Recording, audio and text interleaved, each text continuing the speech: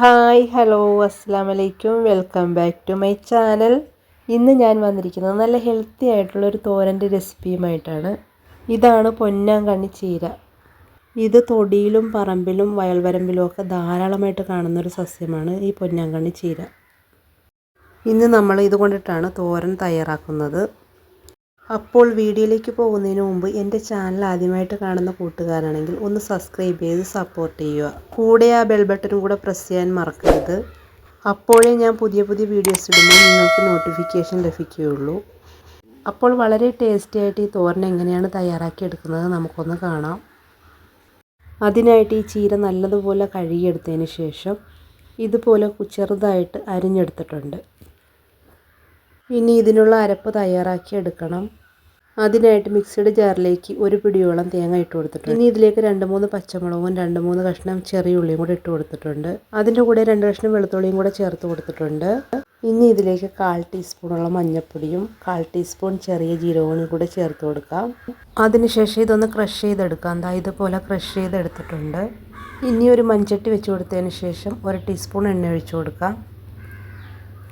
എണ്ണ നല്ലതുപോലെ ചൂടായതിന് ശേഷം കടുകിട്ട് പൊട്ടിക്കാം.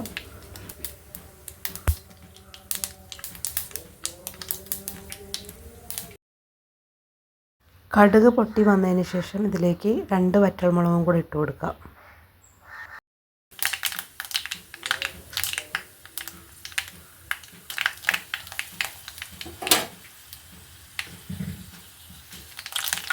വറ്റൽമുളകും കൂടെ ഇട്ട് മൂത്ത് വന്നതിന് ശേഷം ഇതിലേക്ക് നമുക്ക് അരിഞ്ഞു വെച്ചിരിക്കുന്ന ചീര ചേർത്ത് കൊടുക്കാം.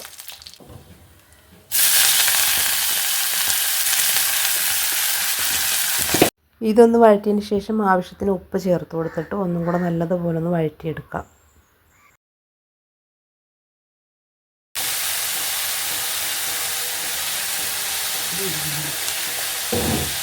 അപ്പോൾ ഈ ചീര ഒന്ന് വഴന്ന് വന്നിട്ടുണ്ട്. ഇനി ഇതിലേക്ക് നമ്മൾ നേരത്തെ തയ്യാറാക്കി വെച്ചിരിക്കുന്ന അരപ്പ് ചേർത്ത് കൊടുക്കാം. ഈ അരപ്പ് കൂടി ചേർത്തതിന് ശേഷം നമുക്കിത് നല്ലതുപോലെ മിക്സ് ചെയ്ത് യോജിപ്പിക്കാം. ധാരാളം ഔഷധ ഗുണമുള്ള ഒരു സസ്യമാണ് ഈ പൊന്നാങ്കണ്ണി ചീര. നമ്മുടെ കണ്ണിന് ആവശ്യമായിട്ടുള്ള എല്ലാ പോഷക ഗുണങ്ങളും ഈ സസ്യത്തിൽ അടങ്ങിയിട്ടുണ്ട്. ഇത് പതിവായിട്ട് തോരൻ വെച്ചോ കറി വെച്ചോ കഴിച്ചാൽ കണ്ണിൻ്റെ കാഴ്ചശക്തി വർദ്ധിക്കും. അതുപോലെ ബുദ്ധിശക്തി, ഓർമ്മശക്തി, രക്തശുദ്ധി, മുടി വളർച്ച, ദഹന സംബന്ധമായിട്ടുള്ള പ്രശ്നങ്ങൾ എന്നിവയ്ക്കെല്ലാം ഈ പൊന്നാങ്കണ്ണി ചീര കഴിക്കുന്നത് വളരെ നല്ലതാണ്.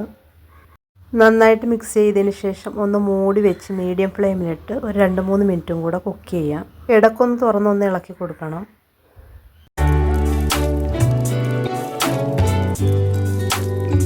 അപ്പോൾ നമ്മുടെ പൊന്നാങ്കണ്ണി ചീരത്തോരൻ ഇവിടെ തയ്യാറായിട്ടുണ്ട്. വളരെ ഹെൽത്തിയും ടേസ്റ്റിയുമായിട്ടുള്ളൊരു തോരനാണ്. അപ്പോൾ എല്ലാവരും ഒന്ന് ട്രൈ ചെയ്ത് നോക്കുക.